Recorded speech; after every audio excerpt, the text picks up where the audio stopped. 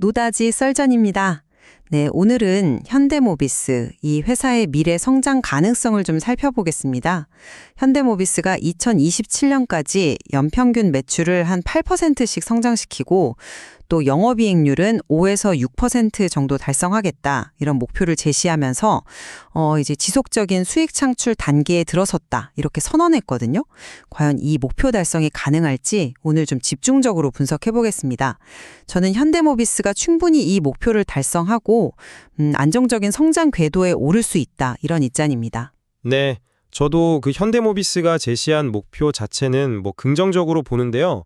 다만 그 현실화 과정에서 이게 넘어야 할 산이 꽤 많다고 생각합니다. 그래서 보다 좀 신중한 접근이 필요하다. 네, 저는 그런 입장입니다. 물론 도전 과제는 있겠죠. 하지만 저는 현대모비스가 지난 수년간 그 대규모 연구 개발하고 설비 투자한 것들, 이제 그 결실을 볼 시점에 도달했다고 판단합니다.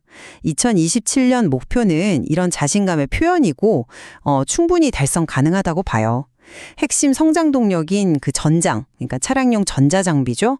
그리고 전동화 부품, 또 차량용 반도체 이런 것들은 이미 성과를 내고 있고요. 특히 AS 부문은 상반기에 25.8%라는 정말 놀라운 영업이익률을 기록했어요. 그리고 지금 1,400원대 그 우호적인 환율을 고려하면 하반기에도 좋은 실적이 예상돼서 연간 목표인 24% 초과 달성도 가능해 보입니다. 상반기에는 소폭 적자였던 그 제조 부문, 그러니까 핵심 부품 사업도 하반기에는 전동화랑 전장 매출이 늘면서 연간으로는 흑자 전환이 가능할 거다 이렇게 기대하고 있습니다. 네, 그 AS 부문 실적은 정말 인상적이네요. 하지만 제조 부문은 상반기 적자를 기록했잖아요. 하반기에 그렇게 극적인 반전으로 연간 흑자를 달성하는 것이 과연 이게 쉬울까 하는 생각이 듭니다. 그건 목표일 뿐이고 현실은 좀 다를 수 있거든요. 3분기에는 또 관세 영향이 2분기보다 더 커질 수 있다 이런 우려도 있고요. 손익분기점 BEP 달성조차 아직은 그냥 목표인 상황입니다. 더 큰 문제는 그 국내 전기차 판매가 좀 부진하면서 핵심 부품 국내 공장 가동률이 예전에는 100% 넘고 그랬는데 최근에는 한 70% 수준까지 떨어졌다는 점이에요. 이건 좀 심각한 적신호 아닌가 싶습니다. 또 현대차 그룹 외 고객사, 그러니까 비주력 수주 목표가 74억 달러인데 이거 달성 여부도 대부분 4분기에 몰려 있어서 연말까지 지켜봐야 하고요. 중국이나 인도 같은 신흥시장 수주 수익성도 미드 싱글, 그러니까 한 4에서 6% 정도 수준으로 그렇게 높지 않다는 점도 간과할 수 없습니다. 로보틱스나 또 현대차 GM 협력 관련해서 구체적인 역할도 아직은 좀 불투명하고요. 제조 부문 수익성 우려, 네, 일리 있습니다. 하지만 하반기에는 전동화 전장 매출 증대 효과가 본격화되면서 과거 투자에 따른 그 공원이익, 그러니까 매출 늘 때 같이 늘어나는 이익이 커질 겁니다. 3분기 관세 부담이 늘어날 수 있다는 점은 미국 첨단 제조 생산세 공제, AMPC라고 하죠. 그 수혜하고 또 전장이나 샤시 안전 매출이 늘어나는 걸로 상쇄 가능하다고 보고요. 손익분기점 달성을 목표로 하고 있습니다. 그리고 전통적으로 하반기에 완송차 고객사로부터 비용을 이렇게 회수하는 경향도 있어서 올해는 관세 관련 협상 회수분까지 더해지면 연간 흑자 전환은 충분히 가능하다고 봅니다. 네, AMPC 수혜나 비용 회수를 기대하는 건 맞는데요. 하지만 그 관세 부담이 예상보다 클 가능성, 그리고 근본적으로 이 국내 공장 가동률 저하 문제는 이게 쉽게 해결될 사안이 아니거든요. 이 문제가 해결되지 않으면 제조 부문의 확실한 턴어라운드를 장담하기 어렵습니다. 연간 흑자 전환은 여전히 도전적인 목표로 보이고요.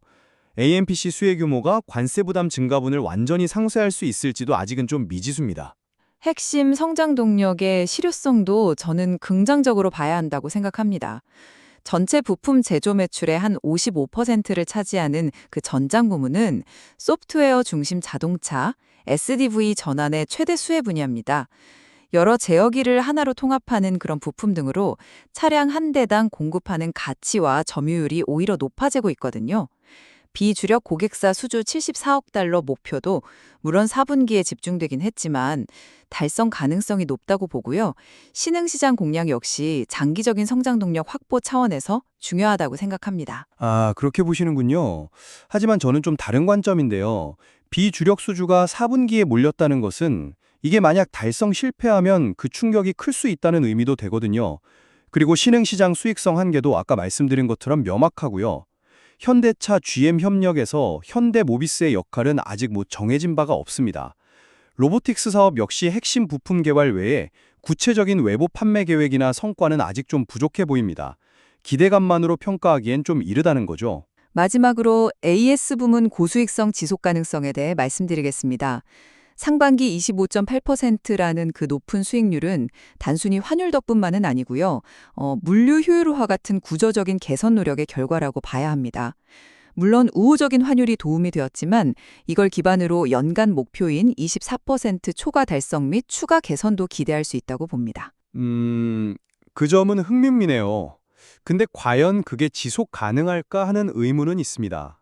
상반기 실적이 이례적으로 좋았던 건 사실이지만 이런 고수익률이 계속 유지될지는 좀 지켜봐야 합니다. 환율은 우리가 통제할 수 없는 외부 변수고 언제든 불리하게 작용할 수 있잖아요. 장기적으로 봤을 때 25% 이상의 수익률 유지는 어려울 수 있다는 점도 고려해야 한다고 생각합니다. 네. 종합적으로 볼 때 저는 현대모비스가 명확한 성장 전략과 구체적인 목표 아래 이제 지속 가능한 수익성 개선 단계에 진입했다. 이렇게 판단합니다. 가파르게 성장하는 전장 부문과 안정적인 AS 실적이 이걸 뒷받침하고 있습니다. 제시된 목표는 희망적입니다. 하지만 제조 부문의 불확실성, 예를 들어 국내 수요 부진이나 관세 문제 같은 것들, 그리고 비주력 수주 목표 달성 여부, 또 신사업의 구체성 부족 등 현실적인 과제가 여전합니다.